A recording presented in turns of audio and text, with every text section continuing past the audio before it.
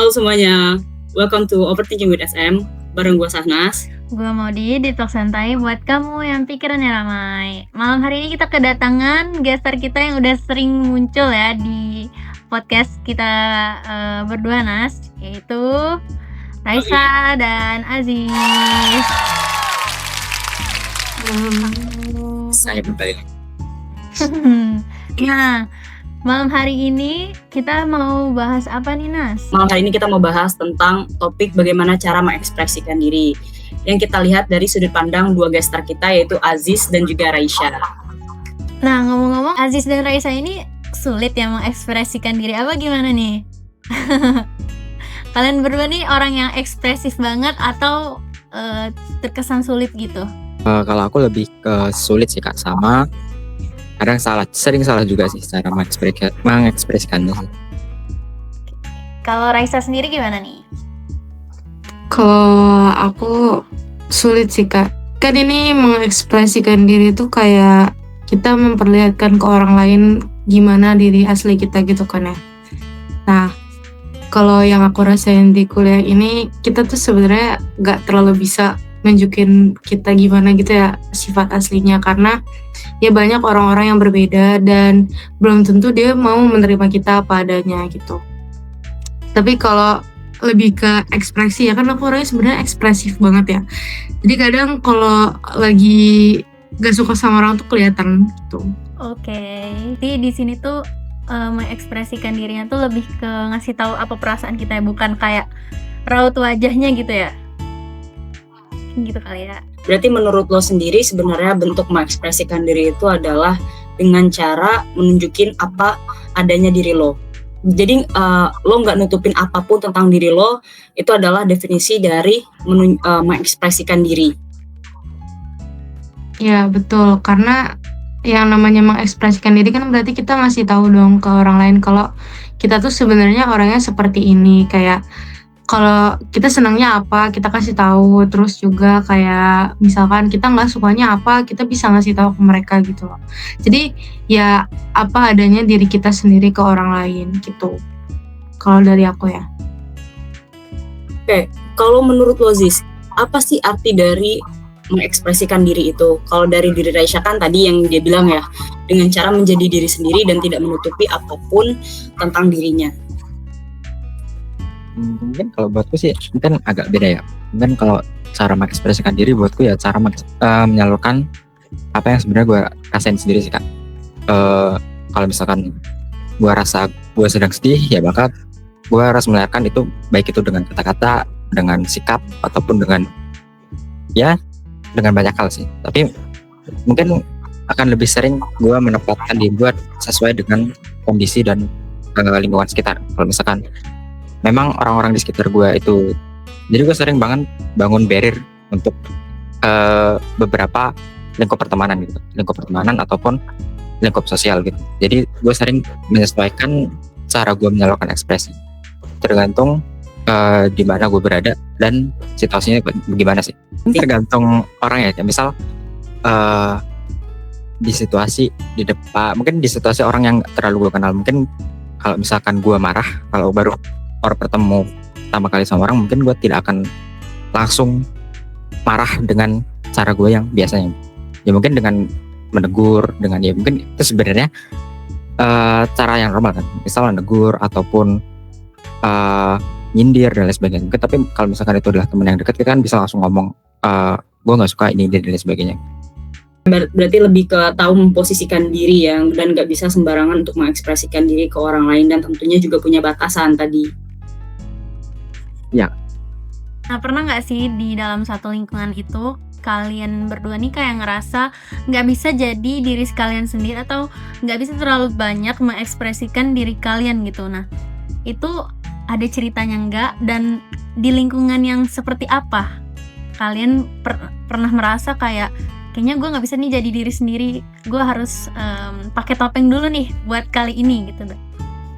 Hampir selalu sih ya sebenarnya. Mungkin kalau pas pertama kali lalu pakai topeng itu mungkin istilahnya, mungkin tiap ketemu orang kayak nge-filter aja sih. Misal kira-kira orang ini bisa nggak sih menerima kita kalau kita ngeliat dari interaksi. Jadi mungkin kita ngukur dulu kira-kira seberapa banyak kita bisa nunjukin diri kita ke orang tersebut. Dan misal mungkin kalau di kayak gue mungkin di teman-teman yang dekat mungkin gue bisa kayak ngomong seenaknya, bisa bertindak seenaknya, tapi mungkin kalau misalkan kayak ke adik tingkat atau ke mahasiswa ke teman-teman lain nggak terlalu kenal, mungkin kelihatannya kok kayaknya beda dan sebagainya.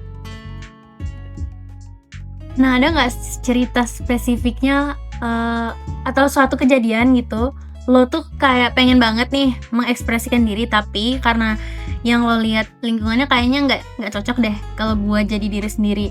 Nah, itu ada momen spesifiknya nggak? Misalnya nih si Raisya ini orangnya suka gambar, tapi karena lo pengen banget temenan sama dia, akhirnya lo kayak pura-pura nih suka gambar supaya bisa temenan sama si Raisya ini gitu loh. Kayak ya lo nggak jadi diri sendiri lah. Spesifiknya itu pas SMP. Karena kan kalau misalkan SMP nih kan obrolan lelaki kan kadang nggak jauh-jauh biasa dari game, dari sepak bola, dari motor dan lain sebagainya kan. Waktu itu teman-teman gua sering banget ngobrol sepak bola. Nah, gua waktu itu taunya cuman sepak bola timnas doang, timnas nasional Indonesia.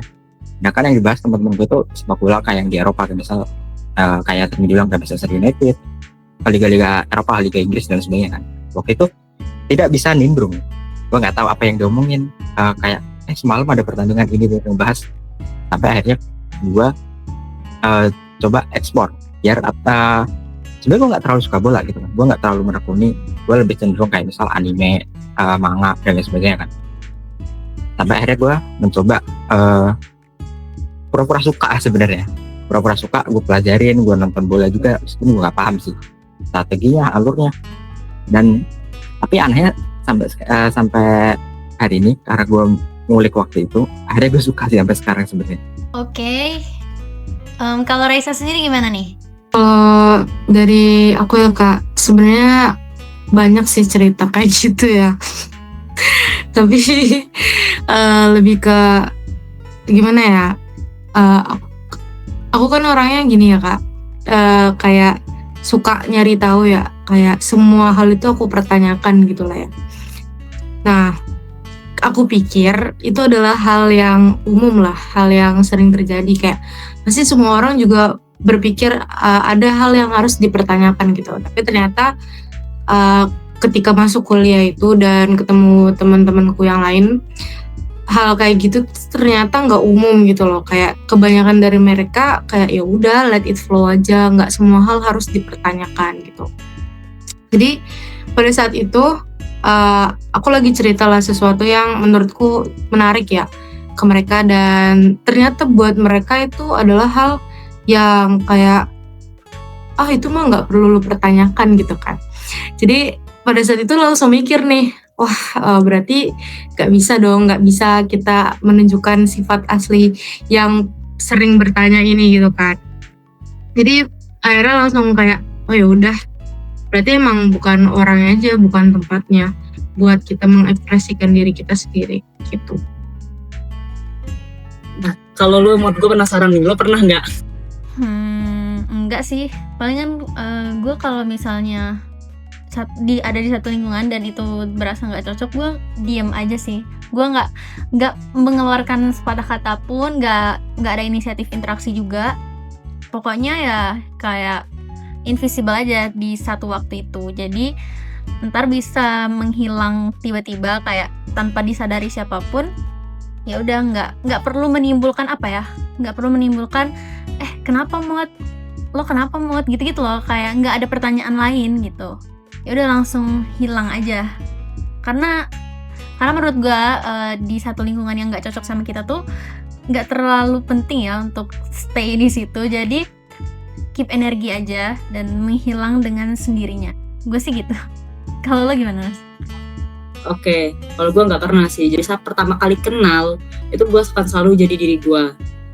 Karena kenapa? Karena ya tahap awal itu adalah tahap yang paling penting untuk memfilter orang-orang gitu. Jadi kalau misalnya ternyata dia nggak cocok sama karakter kita yang asli, ya udah kita nggak perlu terlalu jauh berhubungan sama dia.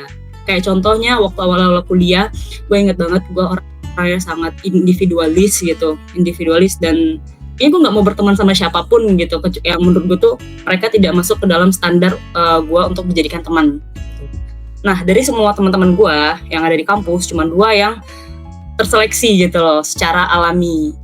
Jadi yang lainnya kalau nggak mau ya udah gitu. Artinya cuma 2 orang ini yang benar-benar menerima gue apa adanya. Menurut kalian ya, kayak kita tuh kalau misalnya mau mengekspresikan diri, apakah semua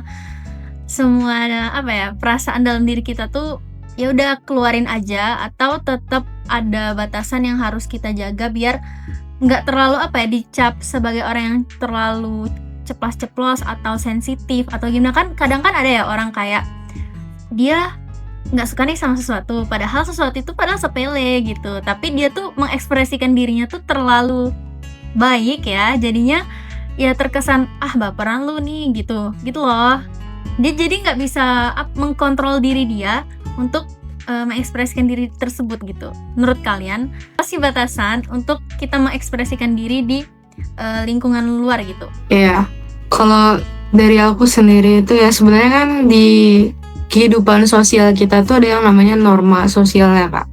Kayak gimana cara kita interaksi dengan orang lain, kayak tata krama kita interaksi dengan orang lain. Aku berpegang teguh sama itu sih. Jadi pasti ada batasannya untuk mengekspresikan diri. Kayak kita nggak suka sama orang lain, kita kayak sebel sama orang lain, tetap kita tahu orang itu siapa gitu loh. Apakah dia cukup dekat dengan kita atau tidak, dan cukup penting atau enggak sih dia buat kita gitu loh. Terus juga kita harus ngeliat dong orangnya, apakah dia terima apakah yang akan kita ekspresikan ke dia gitu atau enggak. Jadi pada intinya sebenarnya aku punya ya temen yang kayak dia ceplos-ceplos nih, kayak ya terlalu ekspresif lah kayak gitu kan. Nah di situ sebenarnya aku ngerasa kayak aduh nih orang kenapa ya ceplos-ceplos banget gitu loh, kayak dia nggak bisa ngelihat situasinya gitu loh. Kayak padahal itu adalah hal yang sederhana ya, maksudnya ketika orang diem setidaknya hargai gitu kan, tapi dia nggak bisa gitu. Tapi akhirnya ya udah dia keseleksi sendiri gitu loh kan. Secara nggak langsung aku pengen mengekspresikan kalau aku tuh nggak suka sama dia, tapi pada akhirnya ya itu ya terjadi gitu loh tanpa aku langsung bilang ke dia. Karena gimana ya ngomongnya ya dia pun akhirnya mungkin ngerasa kayak gini loh Kak, kayak mungkin gue terlalu ekspresif kali ya depan Raisya gitu, kayak ngerti gak sih? Jadi dia dari tatapan aku atau apa gitu dia ada rasa kali ya. Jadi pada akhirnya dia Sadar sekarang diri ya? Iya sadar diri akhirnya secara langsung, mungkin karena aku memancarkan aura-aura yang bisa gak sih? Bisa. Ya sekarang akhirnya dia kalau sama aku tuh kayak lebih tahu diri aja sih gitu. Jadi tetap ada batasannya, kayak sesuai norma yang ada aja lah gitu Kak. Oke. Nah kalau Aziz ada nggak nih? Sebenarnya kalau yang dibilang Raisa sih bener, dia karena gue kan gue satu satu prodi kan sama Raisa, dan kadang sering di lab kan. Nah kadang gue sering berbuat kejahilan dan kegaduhan kecil. Nah Raisa kadang gue langsung diem ya. Kalau misalkan batasannya lebih ke nyesuaiin konteksnya aja sih kalau buat aku sih ya. Mungkin kalau kayak yang Raisa contohin tadi, ada orang yang sering ceplos-ceplos, dia terus terang, dia nggak nutupin, dia dia ngungkapin apa yang pengen dia ungkapin gitu. Cuman kan kadang ada orang yang ceplos-ceplos, tapi kalau misalkan kita lakuin hal sama, kita terus terang ke dia, ada yang nggak bisa menerima itu, padahal dia sering ceplos-ceplos ke orang, tapi giliran ceplos-ceplos balik dia nggak bisa terima itu. Nah kan kadang ada orang yang nggak bisa kayak gitu. Jujur mungkin gue sering ketemu sama orang yang ceplos-ceplos itu, sering terus terang gitu kan. Nah jujur gue kadang sering baperan sih, kayak kenapa sih ngomongnya nohok banget kan. Kayak misal rambut gue nih, misal rambut gue lagi aneh nih, misal nih rambut gue lagi berantakan, kok lu gembel banget, bisa nggak diperhalus gitu kan? Rambut lu kayak berantakan deh, rapiin kayak gitu kan, gembel banget nih. Ada bahasanya lah ya, pakai bahasa yang lebih sopan gitu. Betul, yang berperi kemanusiaan itu saja. Nah kadang gue kayak sakit hati jujur, kayak cuman kayak tapi itu dia cara ekspresiin diri dia gitu. Oh ya udah, nggak apa-apa. Nah di saat yang sama gue lakuin hal sama, gue kasih treatment yang sama, ya dia pun fine-fine aja, kayak ya sikapnya sama aja gitu, terima. Nah, kadang gue ngelihat dari orangnya juga batasannya, kayak misal kira-kira ya bisa enggak ini bisa, atau mungkin juga nyesuaiin konteksnya, kayak misal lagi kerja lagi di konteksnya mungkin kayak profesional atau gimana ya, mungkin kayak kerja kelompok gitu, atau di depan kelas gitu kan, misalkan lagi presentasi dan lain sebagainya, mungkin dia ngelakuin kesalahan atau gimana. Nah kita kan bisa negur di belakang, kita negur dia di belakang atau gimana, nggak mungkin kita tegur dia di depan dan lain sebagainya. Sama atau mungkin kadang ada juga orang yang nggak bisa dikasih tahu gitu kan, misal sebenarnya tuh lu salahnya ini loh, lu salahnya kayak gini, cara negur dan lain sebagainya. Tergantung dari orangnya, kira-kira dia bisa nerima nggak apa yang kita omongin. Mungkin kita perlu ngelakuin filtering tadi, makanya gue sering ngebangun batasan-batasan itu tadi, biar gue bisa ngukur sekiranya kira-kira orang ini bisa gue push atau enggak.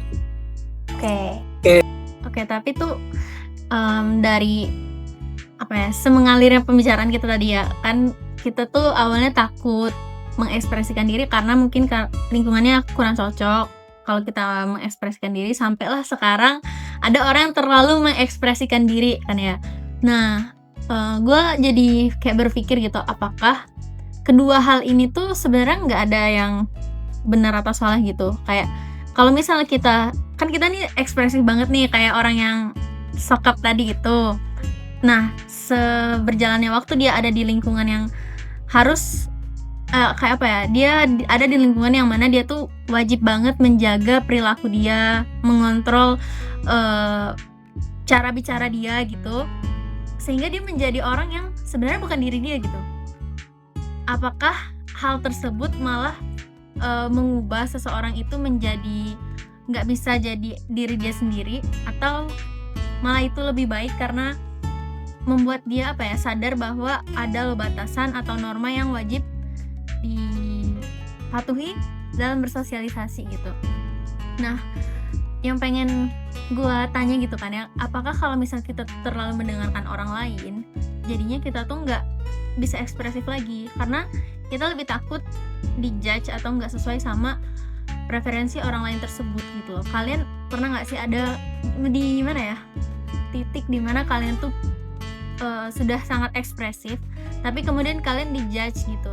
Karena kayak itu loh Raisa, yang tadi orang yang tadinya ekspresif banget tapi karena ngelihat lo agak gimana gitu, dia jadi lebih membatasi diri dia. Nah, lo pernah nggak ada di posisi orang itu gitu?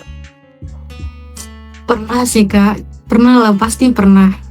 Pas SMP sih lebih tepatnya, kayak ya namanya remaja lah ya pada saat itu, remaja gitu. Pokoknya pada saat itulah ya, yang namanya anak-anak pasti pengennya kayak gue tuh orangnya seperti ini loh, kayak gue happy segala macam, kayak ngomong asal ngomong, nggak kepikiran, pokoknya apa aja diomongin gitu kan. Sampai pada saat itu, karena kebetulan aku tinggalnya di Solo ya, di Solo itu kan sangat menjunjung tinggi tata krama lah ya, mereka orangnya halus-halus, kayak tahulah kondisi situasinya gimana. Di situ aku dikasih tahu sama mereka kayak, kamu tuh nggak bisa jadi orang yang terlalu seperti ini loh, kayak terlalu kayak egosentris. Nah, di situ aku belajar kalau ternyata mengekspresikan diri itu bukan hal yang sebenarnya wajib selalu kita lakukan gitu. Pasti semuanya ada waktunya, kayak kapan kita harus ngerti orang lain, kapan kita harus ngerti diri sendiri, kayak ya kapan, pada akhirnya ya itu sih, kita nggak bisa selalu mengekspresikan diri gitu. Ada lah ya, balik lagi namanya normal lah ya, kita kan namanya manusia hidup sosial gitu kan, nggak bisa dong kita semau-maunya diri kita sendiri, kayak nggak bisa kita kayak gue maunya kayak gini ya udah biarin aja gitu, nggak bisa sih, aku nggak bisa kayak gitu. Pasti ada namanya kita harus respect terhadap orang lain, kayak oh dia orangnya seperti ini, berarti kita kasih respect ke dia gitu. Terus juga kayak kalau aku ketemu sama orang yang kayak hey sok kenal kayak tadi itu ya, aku juga kayak bingung lah, aku kayak aduh gimana ya. Tapi sebenarnya kayak gitu tuh tergantung lingkungan juga sih Kak, menurutku ya. Kita nggak bisa mematokkan semua orang tuh selalu bisa mengekspresikan diri atau selalu bisa tahu posisi mereka, karena kan setiap lingkungan tuh berbeda-beda lah ya. Kayak aku di Solo aku diajarinnya seperti itu, tapi di Jakarta pasti beda lagi dong. Kayak aku di Jakarta dulu malah kayak ya udahlah bodo amat, ini diri aku padanya, nggak terima gitu loh. Tapi kalau di Solo enggak, kita mikirin perasaan orang lain, kita menghargai mereka, terus kita nggak bisa memaksakan kehendak kita. Sebenarnya di Jakarta harusnya juga begitu sih, tapi kalau di Jakarta tuh lebih kayak ya ini gua, mau lu terima atau nggak terima ini gua gitu. Gitu sih Kak. Kalau Aziz gimana?